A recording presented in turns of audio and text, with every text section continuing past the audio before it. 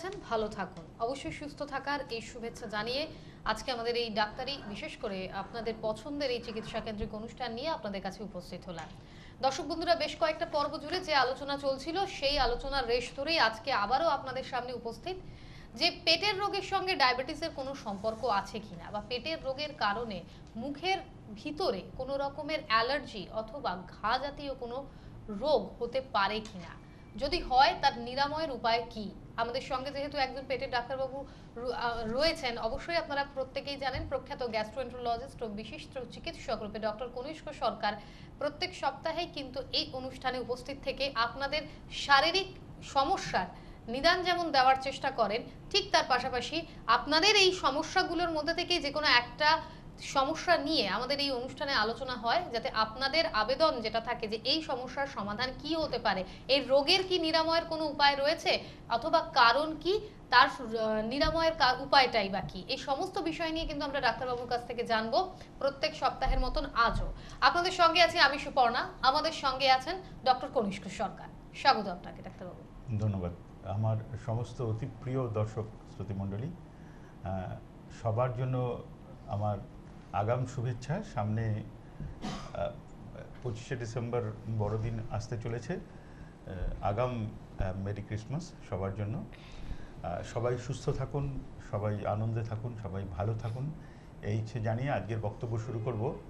আপনারা অবগত আছেন যারা নিয়মিত অনুষ্ঠান শুনছেন বা দেখছেন, যে গতদিন আপনাদেরই অনুরোধে আমি পেটের রোগের সাথে ডায়াবেটিসের সম্পর্ক নিয়ে এবং সেই সব ডায়াবেটিস রোগী যাদের ক্ষেত্রে বিভিন্ন কারণের জন্য, কিছু ক্ষেত্রে চিকিৎসার অসুবিধার জন্য, কিছু ক্ষেত্রে কিছু ভুল ধারণার জন্য সুগার লেভেল নামছে না, তাদের জন্য কী করণীয় সেসব নিয়ে যখন আলোচনা করছিলাম, তখন প্রচুর মানুষ ফোন করে জানতে চেয়েছিলেন, ডাক্তারবাবু মুখের ভেতরে ঘা, জিভে ঘা, ঠোঁটে ঘা, এই সব নিয়ে আপনি একটু আলোচনা করুন, আমরা জানতে চাই।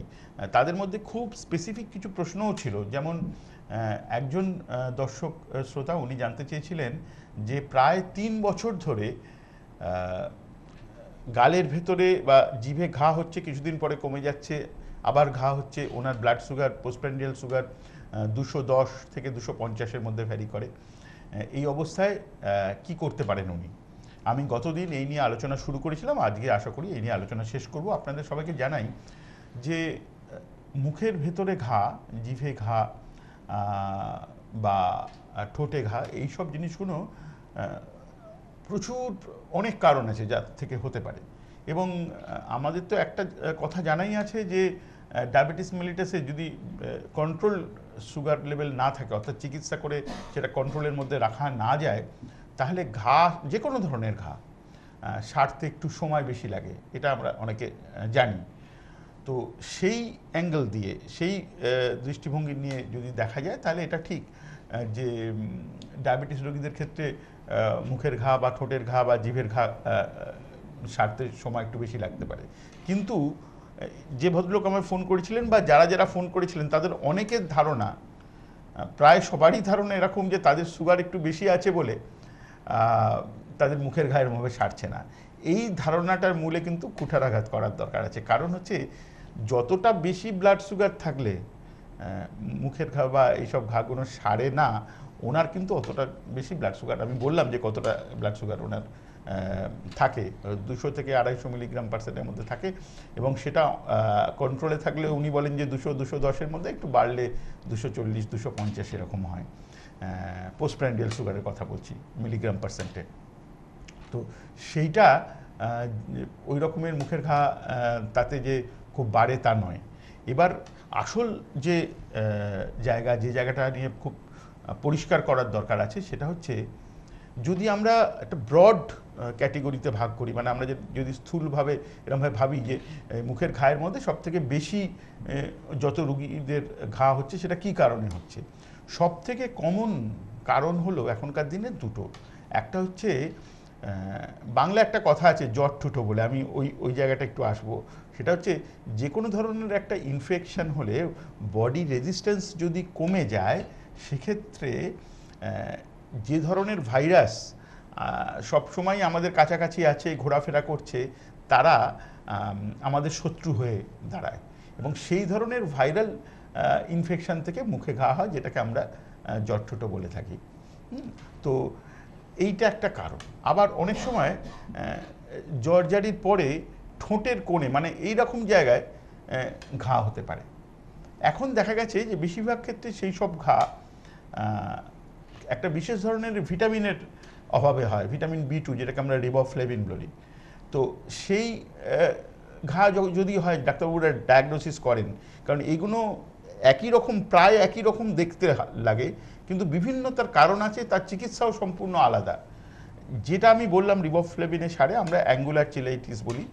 তো সেইটা এক রকমের ঘা, আবার ঠিক ওইখানেই যদি ভাইরাসজনিত কারণে ঘা হয়ে থাকে, তাহলে কিন্তু ওই একই ওষুধে সারবে না। আবার যে ভদ্রলোক ফোন করেছিলেন যে মুখের ভেতরে, ঠোঁটে, জিভে, এই সব জায়গায় তার মাঝে মাঝেই ঘা হচ্ছে এবং সেই ঘা সারছে না, কিছুদিন ভালো থাকছেন, ডাক্তারবাবুর ওষুধে থেকে আবার রিপিট হচ্ছে, আবার রোগটা বেড়ে যাচ্ছে, ঘা বেড়ে যাচ্ছে, মুখে দিয়ে কিছু খেতে গেলে খুব ঝাল লাগছে, ইনফ্যাক্ট কথার যে উচ্চারণ তার ধরনটাই বদলে যাচ্ছে মুখে ঘা থাকার জন্য, মানে উনি নিজেই নিজের কথাটা শুনে মনে হচ্ছে যে অন্য কেউ কথা বলছেন, এরমভাবে ঘটনা ঘটছে। তো যেসব মুখের ঘা হওয়ার পরে 10-15 দিন বা খুব বেশি হলে 3 সপ্তাহের মধ্যে আপনি ডাক্তার দেখিয়ে বা অন্যভাবে কমে গেল, সেটা নিয়ে আলোচনা এখন আমি করছি না, কারণ সেগুলো খুব একটা বড় ব্যাপার নয়। আমি এক্ষুনি বললাম যে ভিটামিন B2 ডেফিসিয়েন্সি বা সাধারণ কিছু ভাইরাসজনিত কারণে, মূলত হার্পিস ভাইরাস, তো সেই ধরনের কারণে যদি হয় তো সেটা ওষুধপত্র চিকিৎসা ঠিক হয়ে গেল। আমার মূল বক্তব্য হলো, যেগুলো অনেক দিন ধরে একটু কমছে, আবার বেড়ে যাচ্ছে, কিছুদিনের জন্য রিলিফ দিচ্ছে, তারপর আবার ট্রাবল দিচ্ছে, এই ধরনের যে ঘা, সেইগুলো একটু চিন্তার ব্যাপার আছে। সেই চিন্তার ব্যাপারের জায়গাটা আমি বলি, এতে ভয় পাওয়ার কিছু নেই। যেগুলো ক্রনিক ওরাল আলসারস আছে, সেই আলসারের নানা রকমের আমরা ভাগ করি, অত টেকনিক্যাল ব্যাপারে না গিয়ে আমি বলছি, যদি হয় কি 1 মাস, 1.5 মাস কি 2 মাসের বেশি কন্টিনিউয়াস আপনার কমছে, বাড়ছে, হয়ে চলেছে, ঘা হয়ে চলেছে, তখন ডাক্তারবাবুদের কাছে আসলে ডাক্তারবাবুটা প্রথমে চিন্তা করেন খুব খারাপ কোনো রোগের লক্ষণ কিনা। এই খুব খারাপ কিছু রোগের লক্ষণ বলতে মানুষের মনের মধ্যে প্রথমেই চিন্তা হয় যে এটা কোনো রকমের ওরাল ক্যান্সার কিনা। এখনকার দিনে অনেক প্রচার হচ্ছে, বিভিন্ন মিডিয়াতে এই সম্পর্কে তথ্য আসছে, ভয়ঙ্কর ভয়ঙ্কর দেখতে সব ছবি মানুষ জানেন যে কিভাবে মুখের মধ্যে ঘা হওয়ার পরে অপারেশন করলে কীরকম মুখটা দেখতে বাজে হয়ে যায়, এরকম সব ছবি টবিও আসছে। আমাদের মাথায় থাকে একটা যে ওরাল ক্যান্সারে যে ঘা হয় না তা নয়, কিন্তু এছাড়াও এখনকার দিনে কিছু কিছু রোগ আছে, যেমন ধরুন ক্রনিক লিভার ডিজিজ যদি থাকে, লিভার যদি ঠিকমতো কাজ অনেক দিন ধরে না করে, ক্রনিক লিভার ডিজিজ আমরা একটা বিশেষ গোত্রের রোগকে এখন অভিহিত করি। আগেকার দিনে আমরা সিরোসিস অফ লিভার কথাটা ব্যবহার করতাম, এখন আস্তে আস্তে সেই কথাটা ব্যবহার করা কমে আসছে। অথবা সবাই আমরা একটা রোগ শুনলে আঁতকে উঠি, এটা আমি বলছি, কিন্তু তার মানে এই নয় যে মুখে বা জিভে অনেক দিন ধরে ঘা হলে সেই রোগটা হবে। কিন্তু এইডসের ক্ষেত্রে যে সিমটমগুলো প্রথমেই দেখা যেতে পারে, তার মধ্যে দুটো হলো ডায়রিয়া, মানে মাঝে মাঝেই লুজ মোশনস, এমন লুজ মোশনস বন্ধ হচ্ছে না, আর মুখের ভেতরে, ঠোঁটে ভেতরে এরকম ঘা হওয়া, এটা এইডসের ক্ষেত্রে হতে পারে।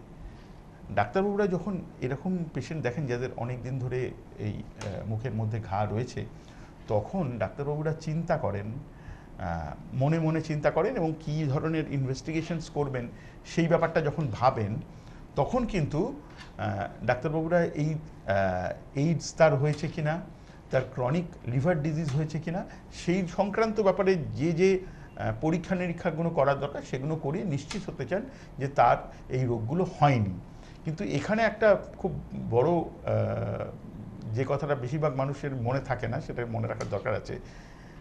অত বেশি পরীক্ষা নিরীক্ষা করার আগে যারা অভিজ্ঞ ক্লিনিশিয়ানস, অভিজ্ঞ ডাক্তারবাবু যারা, তারা কিন্তু নিজেরা একটা দেখে প্রায় শতকরা 99% অ্যাকিউরেসির সাথে এটা বুঝে নিতে পারেন যে এটা কী কারণে হচ্ছে।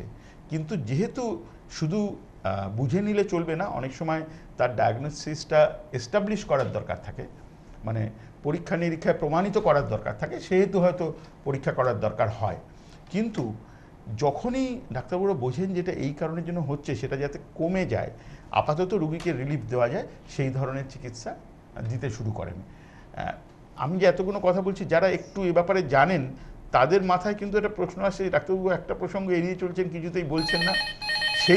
সেই প্রসঙ্গটা কি আমি বলছি, কারণ এই সমস্ত মুখের ঘা বা জিনিসের সাথে আমি যে প্রসঙ্গটা নিয়ে বলতে চলেছি সেটা অঙ্গাগ্নিভাবে জড়িত। আমি সেই আলোচনায় যাব। আমাদের প্রথম কলার একটা ফোন নিয়ে নেবো। হ্যাঁ, কে আছেন বলুন। আমি কৌশিক দাস বলছিলাম যাদবপুর থেকে। হ্যাঁ, কৌশিক দাস বাবু যাদবপুর থেকে বলুন। আওতাল স্যার এই ব্যাপার নিয়ে। হ্যাঁ বলুন। আওতাল স্যারকে আমি বুঝি না, আমার না ফ্যানিনজাইটিস প্রবলেম আছে, মানে ঠোঁটের পিছনে হোয়াইটিশ এন্ড রেডিশ দাগ হয়। তো আমি ওই অ্যাজিথ্রোমাইসিন জাতীয় খেলে কমে যায়, হ্যাঁ, আমার নালে হয়। আমি ডাক্তার দেখিয়েছিলাম, হ্যাঁ, আর ওই লিভার ফাংশন টেস্ট, তারপর এজ এর জন্য কি একটা টেস্ট হয় না, ভুলে গেছি, ওগুলো সব করতে দিয়েছিল। তো ওগুলো কিছু নেই আর কি। কিন্তু আমার লিভারের প্রবলেম আছে, আপনি বলছিলেন লিভারের প্রবলেম, আমার টাইফয়েড হয়েছিল। কতদিন আগে? আইবিএস এ। টাইফয়েড কতদিন আগে হয়েছিল? এই ঠিক 1.5 বছর আগে। আচ্ছা আচ্ছা আচ্ছা আচ্ছা, হ্যাঁ হ্যাঁ। আর আমার আইবিএস এরও প্রবলেম আছে, তো আমি বুঝতে পারছি না এটা কি আমার গলার প্রবলেম না পেটের জন্য গলায় এরকম প্রবলেম হচ্ছে। না, এখানে একটা ব্যাপার বলার আছে। আপনার গলায় এই যে অসুবিধাটা হচ্ছে, যেটাকে আপনি ফ্যারিঞ্জাইটিস বললেন, এইটার সাথে কখনো সামান্য একটু গা গরম, গা ম্যাজম্যাজ করা বা গাঁটে গাঁটে একটু ব্যথা, এই ধরনের কোনো সিমটম আছে না? শুধু গলায়, যেটাকে আপনি ফ্যারিঞ্জাইটিস বলছেন, ঘা বলুন, যেটা বলুন বলুন, তখন কিন্তু জ্বর চলে আসে মাঝে মাঝে। তখন একটা গ্যালপল খেলাম, ও একটু গার্গিল করলাম ওই বেটাটাইম দিয়ে, বুঝতে পারছি। আচ্ছা আচ্ছা, আবার হলো। হ্যাঁ, এখানে একটা আপনাকেও বলছি, যারা দর্শক শ্রোতৃমণ্ডলী শুনছেন তাদেরও বলছি, কি পুরুষ মানুষ কি মহিলা, গলায় একটু ব্যথা হচ্ছে, গলায় একটু ঘা হচ্ছে, যেটাকে উনি বলেছেন ফ্যারিঞ্জাইটিস, ভেতরটা লাল হয়ে আছে বা একটা সাদা মতো প্রলেপ পড়ে রয়েছে, একটু গাগল করলাম, উনি একটা অ্যান্টিবায়োটিকের নাম বললেন, সেই অ্যান্টিবায়োটিক খেয়ে নিলাম, ঠিক হয়ে গেল। এইসব আমরা করি বটে, ডাক্তারবাবুদের মাথায় কিন্তু অত্যন্ত একটা দুশ্চিন্তা থাকে, সেটা আমি পরিষ্কার করে বলছি। যদি ওর সাথে জ্বর থাকে, গা হাত পায়ে ব্যথা থাকে, আমরা সবসময় ভাবি যে এইটা থেকে দুদিকের অসুবিধা কিছু হবে না। কিন্তু দুদিকের অসুবিধা বলতে কি আমি বলছি, একদিকে হচ্ছে রিউম্যাটিক ফিভার, মানে বাত ঘটিত জ্বর। সাধারণ মানুষের কাছে বাত বা রুমাটিজম বললেই মনে হয় যেন একটা বয়স্ক লোকের গাঁটে ব্যথা, চলতে পারছে না, এরম একটা ব্যাপার। কিন্তু আদৌ বাত বলতে আমরা তা জিনিস সেই বুঝি না। এই বাত জ্বর বা রুম্যাটিক ফিভার আপনার গাঁটে ব্যথা যখন করবে, তার অনেক আগে আপনার অন্য অন্য সিস্টেমকেও এফেক্ট করতে পারে। আপনার কিডনিকে এফেক্ট করতে পারে, আপনার চোখকে এফেক্ট করতে পারে, আপনার লিভারকে এফেক্ট করতে পারে, এরকম আপনার অনেক অর্গানকে এফেক্ট করতে পারে এই রিউম্যাটিজম। এবং তার একটা বহিঃপ্রকাশ হচ্ছে গলায় ওরকম সাধারণ ঘা, একটু গলা ব্যথা, যেটাকে সাধারণ ফ্যারিঞ্জাইটিস বলে, সেই ধরনের প্রবলেম। এবং রিউম্যাটিক হার্ট, মানে হার্টের রোগ রিউম্যাটিজম থেকে আগেকার দিনে প্রচুর দেখা যেত। এখনকার দিনে যেহেতু আমরা এই ব্যাপারে একটু অ্যাওয়্যার হয়েছি এবং আগে থেকে এটা লোককে বোঝাই এবং চিকিৎসা দিই, এখন আস্তে আস্তে কমছে। এইটা বাদ দিয়ে আমি দুটো জায়গার কথা বললাম, একটা হচ্ছে রুম্যাটিজমের কথা, আর একটা হচ্ছে গ্রোয়িং চিলড্রেনের ক্ষেত্রে। এই ধরুন 10 বছর, 12 বছর, 14 বছর বয়স, গলায় একটু ব্যথা হলো, ওরকম গাগল করে কমছে, তাদের এইটা থেকে একটা কিডনির অসুখ হতে পারে। আমার স্যার 25 বছর বয়স। হ্যাঁ, আমি বড়দের ক্ষেত্রেও হতে পারে, বিশেষ একটা গ্লোমেরুলোনেফ্রাইটিস বলি আমরা। তো এই দুটো যদি একটা পুরো রামধনু হয়, তার পুরো অ্যারেনাটা এই একদিকে আছে এই কিডনির অসুখ, আর একদিকে হচ্ছে রুম্যাটিক ফিভার বা রিমাটিজম। এই দুটো জিনিসকে আমরা মাথায় সবসময় রাখতে চেষ্টা করি। এই সব কিছু হচ্ছে না তো কি করে বুঝবো আমরা? এটা একদম খুব যারা শুধু ডাক্তারি করেন তারা ব্যাপারটা অনুধাবন করতে পারবেন। সেটা হলো যে আমরা আসলে খোঁজবার চেষ্টা করি শুধু এই গলায় ব্যথা থেকে জ্বর এবং গা হাত পা ব্যথা এরকম যদি কোনো সিমটম হয়, আমরা তখন খোঁজবার চেষ্টা করি বিশেষ কিছু ইনভেস্টিগেশন করে যে সত্যি সত্যি ওর কিডনি কোনো এফেক্ট করছে না তো, বা ওর রিউম্যাটিজমের যে কারণ সেই কারণে জ্বর হচ্ছে না তো, সেটার জন্য যে যে পরীক্ষা নিরীক্ষা সেগুলো আমরা করিয়ে থাকি। এবার আপনার জন্য আমি বলি, আপনি যে শেষ ডাক্তারবাবুকে দেখিয়েছেন উনি কোনো অভিমত প্রকাশ করেছেন? উনি কিছু ডায়াগনোসিস হিসেবে কিছু বলেছেন কেন হচ্ছে এটা? স্যার পেটের প্রবলেমের জন্য আমি যার কাছে হ্যাঁ, আমার বললো মটন এসব খাওয়া বন্ধ করে দাও, ভাইভ্যাট আইভিস বলে একটা ওষুধ দিয়েছে, প্রোবায়োটিক্স, ওইটা খাও, ওটা খেলে আমার আইভিএস এর প্রবলেম নাকি ঠিক থাকে, ওটার জন্য একটু ঠিক থাকে, পুরোপুরি ঠিক থাকে। আর যাকে এনটি দেখেছিলাম করার জন্য, সে সোয়াইপ মানে ঠোঁটের থেকে কি একটা টেস্ট হয় না, মুখের মধ্যে তুলা দিয়ে কি টেস্ট হয় না, ঠোঁট সোয়াইপ না কি বলে জানো, ওগুলো করালো, ওইগুলো করে বললাম না কিছুই তো নেই তোমার। আর ওই টেস্টগুলো যেগুলো বললাম আপনাকে সব টেস্ট মানে। আচ্ছা আমি তাহলে একদম স্পেসিফিক্যালি বলি, আপনার এএসও টাইটার আর আরএ ফ্যাক্টর এই দুটো পরীক্ষা করানো আছে তো? এএসও মানে অ্যান্টি স্ট্রেপ্টোলাইসিন ও ফ্যাক্টর। হ্যাঁ এই টেস্টের নাম তো আমি সব শুনলাম। আচ্ছা, মানে এত যে কথা আমি বলছি তার থেকে আসল যে ব্যাপারটা উঠে আসছে, যে পরীক্ষাগুলোর নাম আমি বলতে চাই না কারণ মনে রাখাও সম্ভব নয়, এটা পুরোপুরি ডাক্তারদের ব্যাপার। কিন্তু যেহেতু আপনি বললেন যে সমস্ত পরীক্ষা করিয়েছি, তাহলে তার মধ্যে এগুলো ইনক্লুডেড আছে কিনা দেখা দরকার। আরএ ফ্যাক্টর আর হচ্ছে এএসও টাইটার, অন্তত এগুলো। এছাড়াও আরও এখনকার দিনে অনেক পরীক্ষা বেরিয়েছে, আমি অত ভেতরে যেতে চাই না। যদি আমরা সন্দেহ করি তাহলে এই পরীক্ষাগুলো করা উচিত 1 নম্বর। আর যদি কিডনির অসুবিধার জন্য আমরা করি তার জন্য আলাদা কিছু পরীক্ষা আছে। যেহেতু আপনার বয়সটা 32 বছর, আমি এখন ওই চত্বরে যাচ্ছি না, কিন্তু এই পরীক্ষাগুলো করানো আছে কিনা এটা জানা দরকার। শেষ যে কথাটা বলবো সেটা হলো, যদি করা না হয়ে থাকে ডাক্তারবাবুর সাথে পরামর্শ করে করা দরকার, এবং এর জন্য কিছু লং টার্ম চিকিৎসার দরকার আছে। মানে জিনিসটাকে ওই গলার একটা ঠান্ডা লাগার অসুবিধে, যেটা বেশিরভাগ মানুষ ভেবে থাকেন বা বুঝে থাকেন, এই কনসেপ্টটা একদম ভুল। এটা ঠান্ডা লাগার অসুবিধার সাথে কিন্তু যোগাযোগ নেই। এটা একটা বিশেষ মানে ক্রনিক একটা রোগ, যেটার একটা বহিঃপ্রকাশ হলো গলায় ওরকম, যেটাকে বলেন আপনি ফ্যারিঞ্জাইটিস বললেন, ওরকম একটা ব্যাপার, উপসর্গ। ঠিক ঠিক আছে, আর কিছু জিজ্ঞাসা আছে বা কিছু জানতে চান? একটু ওই টেস্টের নাম একটু বলবেন, আমি ওই ফর্মটা বার করতে আছে কিনা তাহলে বলতে পারবো। সেটা এখনই আপনি লিখে রাখুন, পরে আমার হেল্পলাইনে যোগাযোগ করুন। আমি এএসও টাইটার বললাম, আর এ ফ্যাক্টর বললাম। এএসও অ্যান্টি স্ট্রেপ্টোলাইসিন ও ফ্যাক্টর। ঠিক আছে, থ্যাংক ইউ ভেরি মাচ। ধন্যবাদ ধন্যবাদ। আসুন। আচ্ছা, আরেকটা ফোন দিতে হবে। হ্যাঁ, হ্যাঁ, বলুন, কে রয়েছেন? কে আছেন বলুন। আমি ডক্টর সরকার লাইনে আছি। হ্যালো। হ্যাঁ বলুন। হ্যাঁ নমস্কার স্যার, আমি অশোক কুমার মন্ডল, পশ্চিম মিদনাপুর থেকে বলছি। হ্যাঁ অশোকবাবু বলুন, আমি শুনতে পাচ্ছি, বলুন। আমি একজন মানে অ্যাকুট প্যাঙ্ক্রাইটিস রোগী আর কি। আচ্ছা, ওই ডাক্তারবাবুর সঙ্গে একটু কথা বলতে চাই। হ্যাঁ বলুন, আমি ডক্টর সরকার লাইনে আছি, আপনি বলুন, আমি আপনার কথা শুনবো। ওই দেখুন আচ্ছা স্যার, আমি মানে আজকে হলো 3-3.5 বছর আমি হচ্ছে ওই প্যাঙ্ক্রাইটিসে ভুগছি স্যার। কিন্তু এখন আমাকে ওষুধ দিয়েছে, মানে হায়দ্রাবাদে আমি চিকিৎসা দিই, আমাকে ওই যে একটা স্টেন করিয়ে দিয়েছে, ইআরসিপি করে একটা স্টেন করে দিয়েছে, তথাপিও আমার পেটের মানে হচ্ছে না এখন, মানে সবটা হচ্ছে না, সবসময় গাটা দুর্বল, দাঁড়াতে পারছি না, মাথা ঘুরে পড়ে যাচ্ছি যেন। আর তারপরে হচ্ছে মানে সবসময় মাথাটা ঝিমঝিম করছে, মানে শরীরে কোনো ব্যালেন্স নেই। মানে কি করলে হবে স্যার, মানে ঠিক আমি করতে পারছি না। 10 গেলাম হায়দ্রাবাদ, তারপরে আমি নিজেকে সলভ করতে। না, আমিও একটু মানে দুশ্চিন্তার মধ্যে পড়েছি। আচ্ছা অশোকবাবু, আগে আপনার বয়সটা বলুন। আপনার বয়সটা বলুন। 43। হ্যাঁ ঠিক আছে, আপনাকে যখন স্টেন্টিং করা হয় সেই সময়ের আগে কি আপনার কখনো জন্ডিস হয়েছিল? আমার কথা শুনতে পাচ্ছেন? জন্ডিস হয়েছিল স্যার, মানে জন্ডিস পরে ওই। হ্যাঁ স্যার আমি শুনতে পাচ্ছি স্যার। আচ্ছা, তাহলে জন্ডিস যদি হয়ে থাকে সেটা বিলিরুবিন লেভেল কতটাতে পৌঁছেছিল, এবং তখন কোনো সিটি স্ক্যান অ্যাবডোমেন বা এমআরআই অ্যাবডোমেন করা হয়েছিল? না তখন করি না, কিন্তু এখন বর্তমান সিটি স্ক্যান করা হচ্ছে, মানে ওই যে এলজি মানে করে আলট্রাসোনোগ্রাফি, আচ্ছা, তারপরে হচ্ছে রক্ত রেটে বুঝতে পারছি, ক্যামেরা বুঝতে পারছি। এগুলো ঠিক আছে, ঠিক আছে। আর শেষ কথা হচ্ছে আপনার last CRP, C reactive protein, আপনার কি মনে আছে কত রক্ত পরীক্ষা করে কত ধরা পড়েছে সিআরপি? এটা কি বলতে পারবেন? সিআরপি রক্তটা এই মুহূর্তে আমার তো মনে পড়ছে না। ঠিক আছে অশোকবাবু, আমি একটা বলি, এইটা খুব একটা সাধারণ ঘটনা নয়। এই যে স্টেন্টিং করা হয়েছে এইটার জন্য আমরা যেখানে করা হয়েছে আমি বুঝতে পারছি এশিয়ান ইনস্টিটিউট অফ গ্যাস্ট্রোএন্টারোলজিতে আপনি গিয়েছিলেন। তো আমি যেহেতু পুরো ব্যাপারটা জানি না, কোনো মন্তব্য প্রকাশ করব না, আমি খালি এইটুকুনি বলবো এখন আপনি যে কন্ডিশনে আছেন সেটা খুব একটা অভিপ্রেত জায়গা নয়, এটা থেকে বেরিয়ে আসতে হবে। এবং সেটার জন্য আরও অনেক কিছু তথ্য আমার জানা দরকার যদি আমাকে এই ব্যাপারে কিছু বলতে হয়।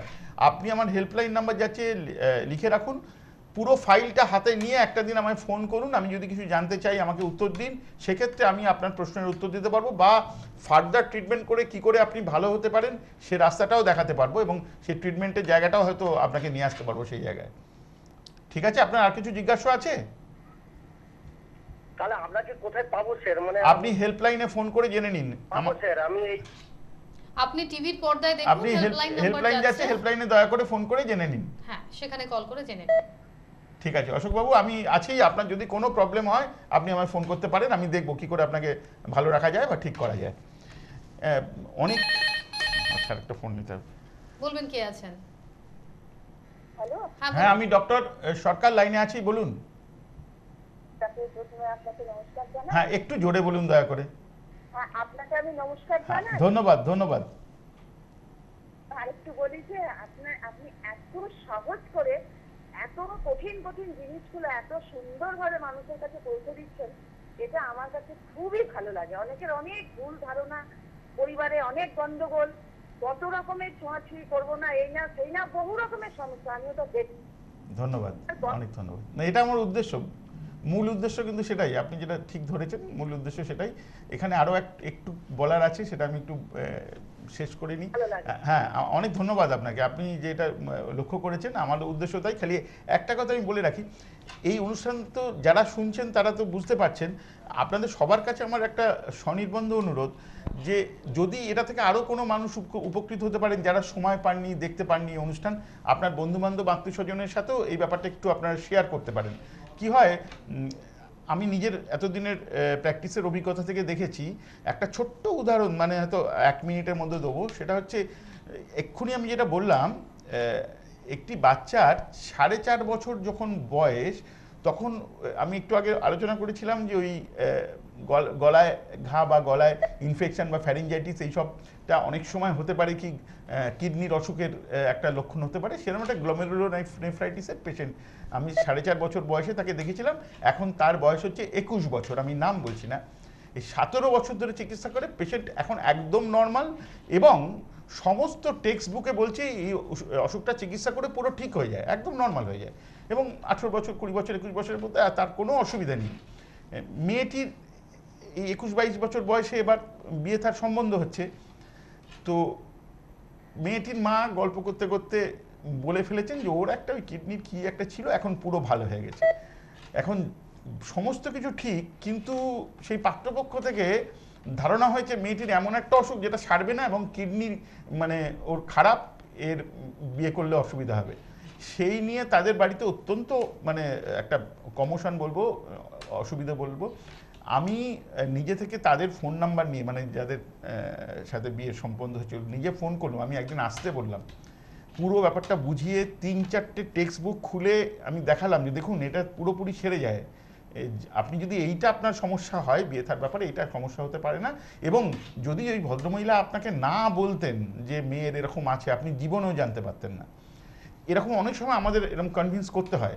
কয়েকটা রোগ বাদ দিয়ে খুব কম, যেগুলো এখন প্রায় হয়ই না, যেমন ধরুন এইডস হলে নিশ্চয়ই সেটা একটা ব্যাপার যেটা নিয়ে বিয়ে থার ব্যাপারে অসুবিধা হতে পারে, সেটা নিশ্চয়ই হতে পারে। হেপাটাইটিসের ক্ষেত্রে আগে ছিল, এখনকার দিনে হেপাটাইটিস বি এর টিকে বেরিয়ে গেছে।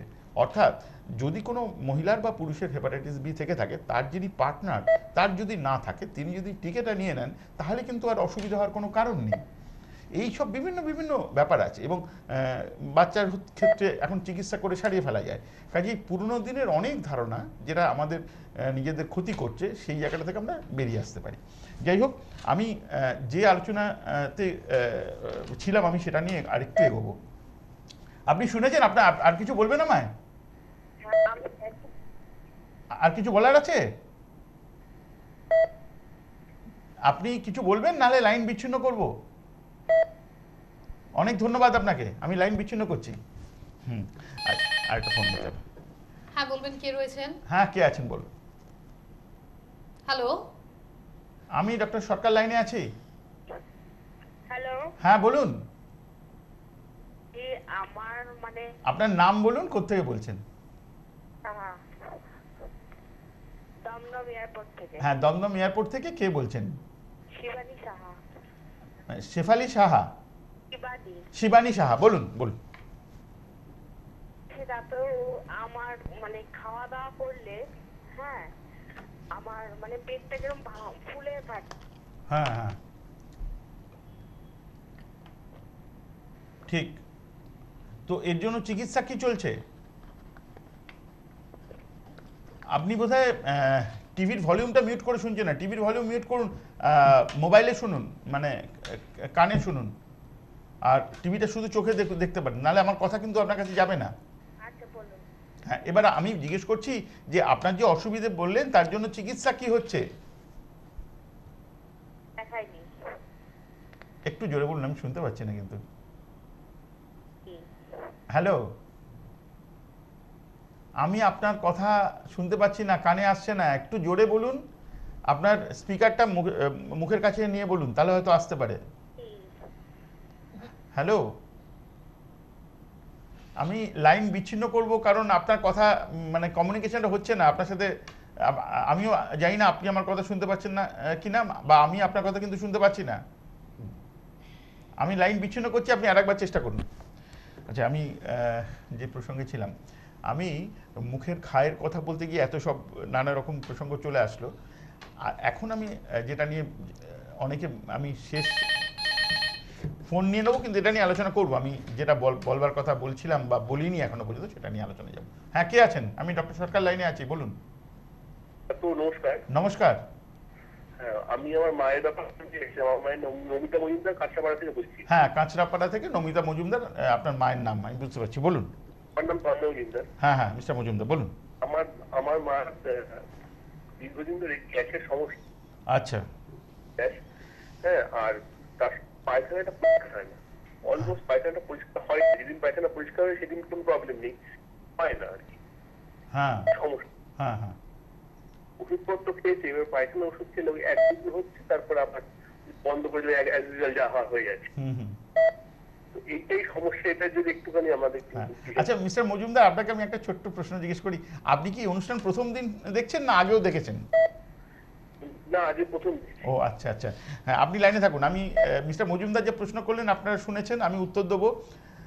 উনি বললেন ওনার মায়ের গ্যাসের সমস্যা, এই কথা বললেন। তারপর বললেন যেদিন পেটটা পরিষ্কার হয় সকালবেলা সেদিন ঠিক থাকেন, কিন্তু যেদিন পায়খানা হয় না সেদিন সমস্যার উপদ্রব হয়। এবং এ ব্যাপারে উনি যাতে স্টুলটা ক্লিয়ার হয়, আমরা বাংলায় জোলাপ বলি, তো সেই ধরনের ওষুধপত্র উনি খাচ্ছেন, কিন্তু তাতেও পুরো ফল পাওয়া যাচ্ছে না। কি করণীয়? মিস্টার মজুমদার, এটাই তো আপনার প্রশ্ন ছিল, আমি ঠিক ভেবেছি তো বা বলছি তো? একদম ঠিক। হ্যাঁ হ্যাঁ।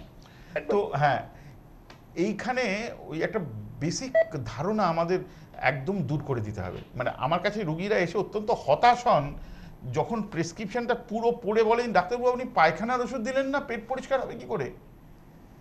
এই কথা আমাকে প্রায় 70%, যেহেতু আমি পেটের রোগের ডাক্তার, পেটের রোগের রুগীরা আসে, তারা যে দুটো ব্যাপারে হতাশ হয়, তার মধ্যে একটা হচ্ছে যে ডাক্তারবাবু আমার রাত্রে একদম ঘুম হয় না, আপনি একটা ঘুমের ওষুধ দিলেন না, ঘুমবো কী করে? এই একটা ব্যাপার। আর একটা হচ্ছে যে আপনি তো যা ওষুধ দিলেন, আপনি বললেন যে এর বাইরে কোনো ওষুধ খাওয়া চলবে না, তো আমি এতদিন ধরে বলবো, ওনারা নানা রকম পেট পরিষ্কার হওয়ার ওষুধের নাম বলেন, এই ওষুধটা খেতাম, ওই ওষুধটা খেতাম, সব বন্ধ করে দিচ্ছেন। মানে মনে হলো যেন ওরা একদম পাহাড় থেকে নিচে পড়ে গেলেন এরকম অবস্থা, যে কোনো আমি পেট পরিষ্কার করার ওষুধ দিইনি।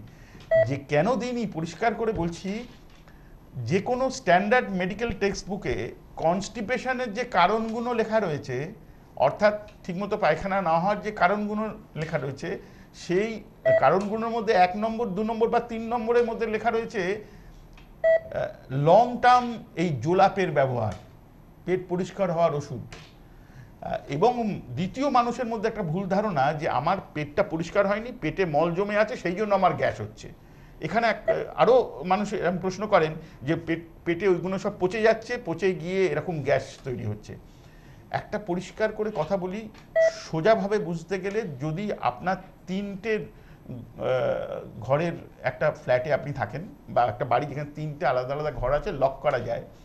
এবার ধরুন আপনার ঘর থেকে পরের ঘর, তার পরের ঘরে আপনি একটা, আপনার কথার কথা আমি বলছি, যে এমন একটা কিছু জিনিস রাখলেন যেটা অনভিপ্রেত, যেটা আপনি দেখতে চান না, তো সেটা কোনোভাবেই আপনার তৃতীয় ঘরটাকে এফেক্ট করে না। এই উদাহরণটা দিচ্ছি এই কারণের জন্য যে আমরা টেকনিক্যাল ভাষায় যেটাকে আমরা সিগময়েড কোলন অ্যান্ড অনওয়ার্ডস বলি, মানে যেখানে আমাদের মলটা জমা হয় আর যেখানে আমাদের হজমের প্রক্রিয়াটা হয়, সেটা এত দূরের জায়গা যে মল জমে থাকলে তাতে গ্যাস হওয়ার বা হজম না হওয়ার যে একটা থিওরি আমরা ভেতরে ভেতরে তৈরি করে নিই, সেটা শতকরা 85% কি 90% একদম ভুল, সেরকম হওয়ার কথা না। দ্বিতীয় হচ্ছে, একটুখানি আগে মিস্টার মজুমদারও বললেন এবং প্রচুর মানুষ বলেন যে আমি এই ওষুধটা খাই, খেয়ে বেশ সপ্তাহে মানে পেটটা পরিষ্কার হয়েছে, তো ডাক্তারবাবু আপনি এটা বন্ধ করে দিচ্ছেন, এখন আমার কি হবে, এরম মানুষ জিজ্ঞেস করেন। তখন আমি তাকে বলি, মশাই যদি এটা খেয়ে পেটটা পরিষ্কারই হতো, আপনার অসুবিধে না থাকতো, তাহলে আমি কি আপনাকে সামনে দেখতে পেতাম, আপনি আমার কাছে আসতেন? আসলে এটা খেয়ে আপনার একটা মনে হচ্ছে যে পেট পায়খানাটা হয়ে গেল, আমি ঠিক হয়ে গেলাম, কিন্তু তাহলেও তো আপনি ডাক্তারবাবুর কাছে এসছেন, মানে আপনি স্যাটিসফ্যাক্টরি রেজাল্ট পাচ্ছেন না।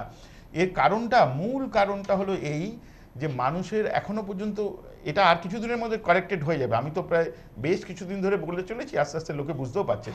সেটা হলো পেট পরিষ্কার হওয়ার যে প্রক্রিয়া, আরও পরিষ্কার করে বলতে গেলে পায়খানা হওয়ার যে প্রক্রিয়া, সেটা প্রায় অনেকটা নর্মালি একটা রিফ্লেক্স।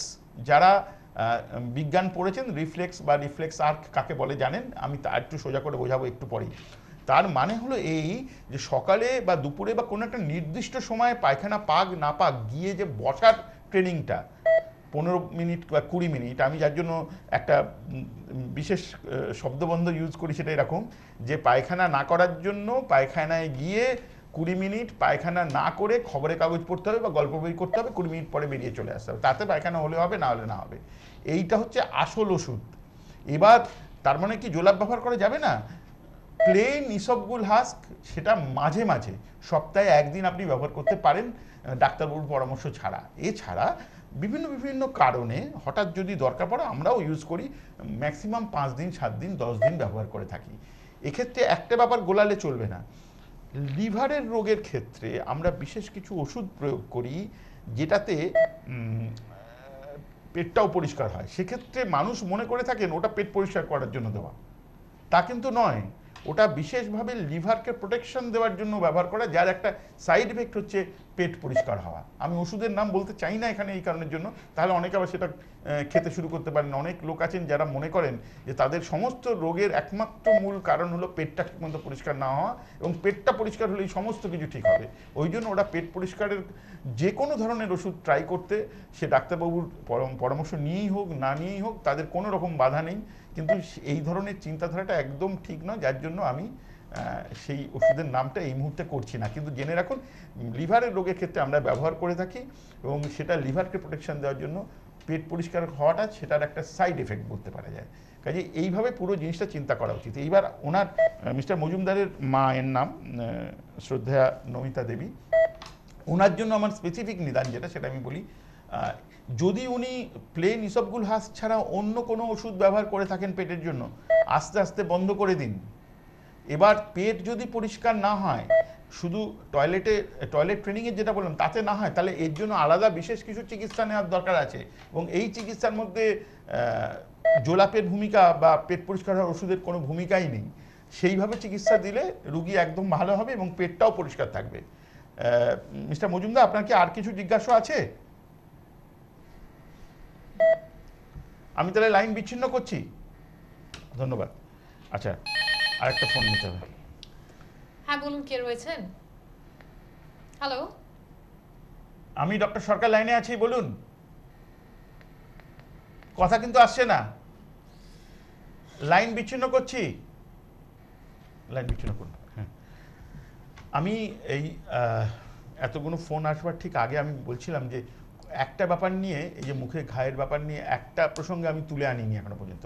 সেই প্রসঙ্গটা হচ্ছে বিভিন্ন রকম তামাকজাত দ্রব্য ব্যবহারের প্রভাব। তামাকজাত দ্রব্য বলতে সিগারেট বোঝায় নিশ্চয়ই, দোক্তা জর্দা এই ধরনের জিনিসও বোঝায়, নানা রকম পান মশলা এটাও বোঝায়। শেষে যেটা বলবো, মানুষের মনে এরকম, রুগীরা অনেকে আসেন আমাকে বোঝাতে চেষ্টা করেন, ডাক্তারবাবু আমি সিগারেট ছেড়ে দিয়েছি। আমি অত্যন্ত খুশি হই। তারপরে তার সমস্ত তাকে পরীক্ষা নিরীক্ষা করে তো আমার মনে হলো যে না, সিগারেট তো ছাড়েনি, ছাড়লে তো এই ধরনের সিম্পটম কোনো থাকা উচিত নয়। আমি তখন বারবার জিজ্ঞেস করি আপনি সিগারেট খান না? তিনি বললেন না না, আমি একটাও সিগারেট খাই না। আমি তখন ভাবলাম যে তাহলে কি আমার ভুল হচ্ছে? আমি বললাম কোনো রকম টোবাকো প্রোডাক্টস নেন না? তখন বললো হ্যাঁ, আমি তো সিগারেট ছেড়ে বিড়ি ধরেছি, কারণ বিড়িতে তো কোনো ক্ষতি হয় না। এই একটা কনসেপ্ট অনেকের মনে আছে। আমি একটা পরিষ্কার করে বলি, এটা আমি এইভাবে বলতে চাই না যে বিড়িতে অনেক বেশি ক্ষতি হয়, কিন্তু এইভাবে বললে বোধহয় এটা অনুচিত হবে না, যে সেটা হলো বিড়িতে সিগারেটের থেকে কম ক্ষতি হয় না। কাজেই সিগারেট ছেড়েছি বলে একটা মানে একটা আনন্দের জায়গা থেকে তারপরে আস্তে করে আপনি নিজে ভাবছেন বা ডাক্তারবাবুকে বলছেন না আমি তার বদলে বিড়ি খাচ্ছি, তাতে কিন্তু কোনো রকম বিরাট বেশি সুবিধা হওয়ার কারণ নেই। অর্থাৎ যে কোনো রকম ওরাল আলসারে, মুখের ঘায়ে, যে প্রসঙ্গটাতে আমি এখনই আসতে যাচ্ছি সেই জায়গাটা একটু পরিষ্কার করছি, সেটা হলো যে ধরুন একটা ক্রনিক একটা আলসার আছে, যেটা কিন্তু আমার চিকিৎসায় পুরো ভালো হয়ে যাবে, এর সম্পর্কে কোনো সন্দেহ নেই, আমি জানি ভালো হয়ে যাবে। কিন্তু সেই ভদ্রলোক বা ভদ্রমহিলা হয় দোক্তা জর্দা পান খাচ্ছেন বা ওই সিগারেট ছেড়ে দিয়েছি করে বিড়ি খাচ্ছেন, এবং কিছুদিন পরে আমার নিজের অভিজ্ঞতা, রুগী এসে বলল ডাক্তারবাবু আপনি খুব ভালো চিকিৎসা দিয়েছেন, আমার ওখানে ব্যথা ট্যাথা সব চলে গেছে, খুব স্যাটিসফাইড। আমি তাকে জিজ্ঞেস করলাম আপনি কি ওই যে সিগারেট ছেড়ে বিড়ি ধরেছিলেন বিড়িটা ছেড়ে দিয়েছেন? বললেন না, ইনফ্যাক্ট বিড়ি খাওয়ার পর থেকেই তো আমি দেখতে পাচ্ছি এখনও আমার আর কোনো ওখানে ব্যথা জ্বালা যন্ত্রণা কিচ্ছু নেই। এবার মুখটা খুলে আমি দেখলাম সেই জায়গায় একটা রাবারি একটা ইলিশন হয়ে রয়েছে, মানে একটু নরম টিপলে এবং ব্যথা নেই, একটু সাদাটে ভাব আছে।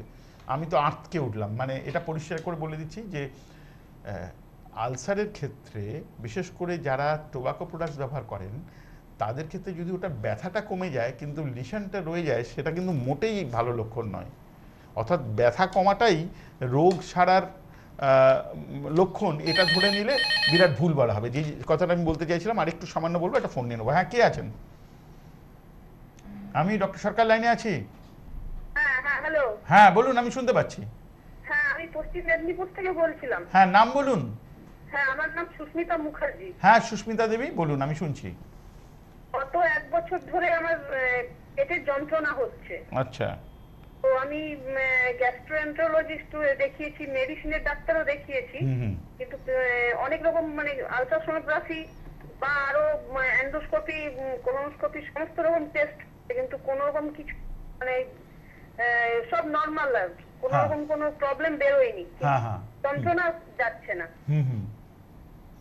হ্যাঁ, যন্ত্রণা যাচ্ছে না বলে চুপ করলে চলুন। আমি বলছি যে যে ডাক্তারবাবুরা দেখেছেন তারা টেস্ট করলেন, কিন্তু তারপর তারা নিজেরা কি বলছে, তাদের একটা ডায়াগনোসিস আছে, তারা কি নির্ণয় করলেন যে আপনার ব্যথার কারণ হিসেবে বা আপনাকে রিলিফ দেওয়ার জন্য তারা ছেড়ে দিলেন আর কি।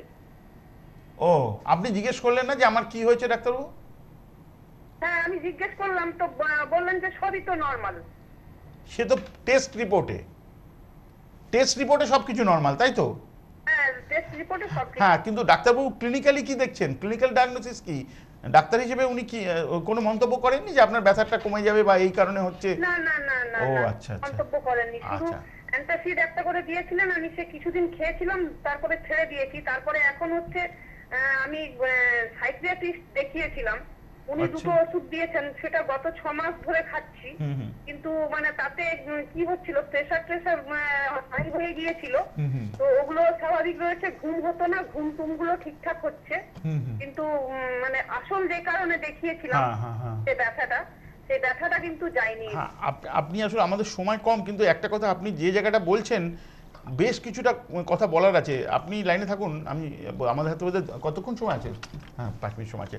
আমি এই ব্যাপারটা পরিষ্কার করে বলি, প্রচুর পেটের রুগী হয় পেট পরিষ্কার হচ্ছে না, বা পেটে ব্যথা, বা হজম হচ্ছে না, বা গ্যাস হচ্ছে না, বা গলার কাছে কিছু আটকে আছে, বা গলায় টক জল হচ্ছে, বা একটা উদ্বেগ ভাব হচ্ছে, রাত্রে ঠিকমতো ঘুম হচ্ছে না, এরকম বিভিন্ন রকম কমপ্লেন নিয়ে যখন ডাক্তারবাবুদের কাছে যান, এবং মানে আমার কলিগরা, with due respect to all of them, আমরা অনেক পরীক্ষা নিরীক্ষা করাই, এবং উনি যেটা বললেন পরীক্ষা নিরীক্ষা করে কিছু ধরা পড়লো না, তখন আমরা বললাম আপনার তো কিছুই ধরা পড়লো না। আমাদের কিন্তু দায়িত্ব তার থেকে আরেকটু বেশি। পরীক্ষা নিরীক্ষা করে কিছু ধরা পড়লো না তার মানে মানুষটির কোনো রোগ নেই, এইটা কিন্তু ঠিক নয়। বেশ কিছু রোগ আছে যাতে পরীক্ষা নিরীক্ষা করে কিছু ধরা পড়ে না, এবং সেক্ষেত্রে ডাক্তারবাবু ক্লিনিক্যালি ডায়াগনোসিস করেন, যেমন ইরিটেবল বাউল সিনড্রোম এমন একটা রোগ যাতে পরীক্ষা নিরীক্ষা করে কিচ্ছু ধরা পড়বে না, এবং তার জন্য প্রতিটা রুগীর আলাদা আলাদা চিকিৎসার ব্যাপার আছে। অনেক ক্ষেত্রে রুগীরা নিজে থেকে, অথবা তার বাড়ির লোক বলে এটা তোমার ম্যানিয়া, বা কোনো কোনো সময় ডাক্তারবাবুরা করেন কি সাইকিয়াট্রিস্টকে রেফার করেন। আমি বুঝতে পারছি তো, প্রচুর রুগী সেসব ঘুরে যখন আমার কাছে আসেন তখন আমার নিজের দুশ্চিন্তা হয়। মানে এরকম নয় যে আগেকার দিনে ধারণা ছিল সাইকিয়াট্রিস্ট মানে পাগলের ডাক্তার, তা নয়। সাইকিয়াট্রিস্টকে নিশ্চয়ই আপনি কনসাল্ট বললেন, মানে ডাক্তারবাবুরা বললেন যে গ্যাস্ট্রোএন্টারোলজিস্ট যারা দেখিয়েছিলাম ওনারা বললেন যে আমার এটা সাইকোলজিক্যাল কোনো প্রবলেম। মূল ব্যাপারটা কি জানেন, একটা ছোট্ট উদাহরণ দিলে বুঝতে পারা যাবে। আমাদের পেট আমাদের মনের সাথে অঙ্গাঙ্গিভাবে জড়িত। একটা এক্সাম্পল দিচ্ছি, ছোটবেলায় কেন এখনও যদি আপনি একটু মনে করেন যে একটা খুব মনে করছেন, আপনার সামনে কিচ্ছু নেই, খুব ভালো সুন্দর একটা আচার খাচ্ছেন, আপনার জিভে জল আসবে না? তাহলে আপনার তো আচার নেই, জিভে জল আসলো কেন? কারণ পেটের সাথে চিন্তার, মনের একটা অঙ্গাঙ্গিভাবে মানে জড়িত আছে। উল্টো দিকে একটা কথা বলি, একটা বাড়িতে খুব এমন ঘটনা ঘটেছে যে খুব দুঃখজনক, খুব কষ্টজনক। খাবার আছে, প্রচুর ভালো ভালো খাবার সামনে আছে, দেখবেন আপনার খেতে ইচ্ছে করবে না। এই যে ব্যাপারগুলো, এটা থেকে পরিষ্কার বোঝা যায় যে পেটের সাথে মনের অত্যন্ত বেশি যোগাযোগ। কাজেই আপনার সব কিছু মনের কারণে হচ্ছে, সাইকোলজিক্যাল কারণে হচ্ছে, এটা তো হচ্ছেই, জন্ম থেকে সবারই তাই হচ্ছে, সেটা রোগ হতে যাবে কেন? সেটা হচ্ছে বলেই তো আমরা বেঁচে আছি। যদি আমাদের খাবারটি দেখে খেতে ইচ্ছে করে না করে, এবং একটা দুঃখজনক ঘটনার কথা মাথায় আসছে, তো তাই জন্য আমাদের একটা বিরাট বড় মনের রোগ হয়নি তো, ওটা তো আমাদের সাধারণ একটা রিয়াকশান। কাজেই যদি আপনার এরকম ইরিটেবল বাউল সিনড্রোম বা এরকম ধরনের কোনো রোগ থাকে, সেটা নিশ্চয়ই আপনার মনকে এফেক্ট করতে পারে, বা মন থেকে পেটকে এফেক্ট করে।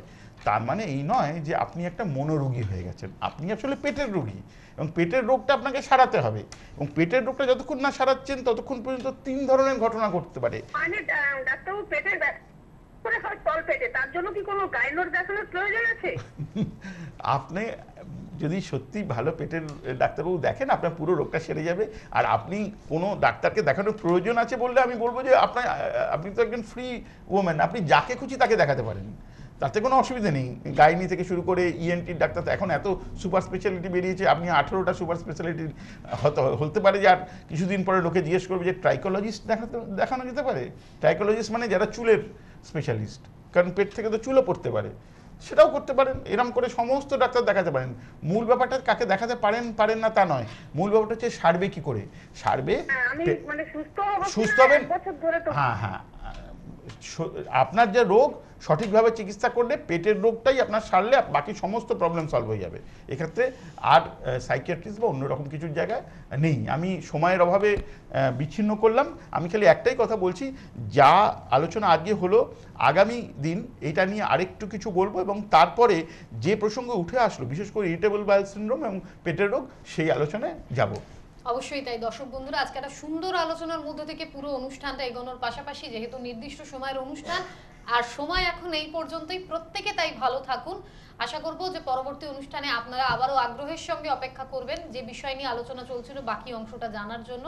আর ততক্ষণ দেখতে থাকুন সৃষ্টি প্লাস জেঙ্গা টিভিতে। সকলে ভালো থাকবেন। আমি ডাক্তারবাবুকে ধন্যবাদ জানাচ্ছি, দর্শক বন্ধুদের জানাবো নমস্কার। নমস্কার।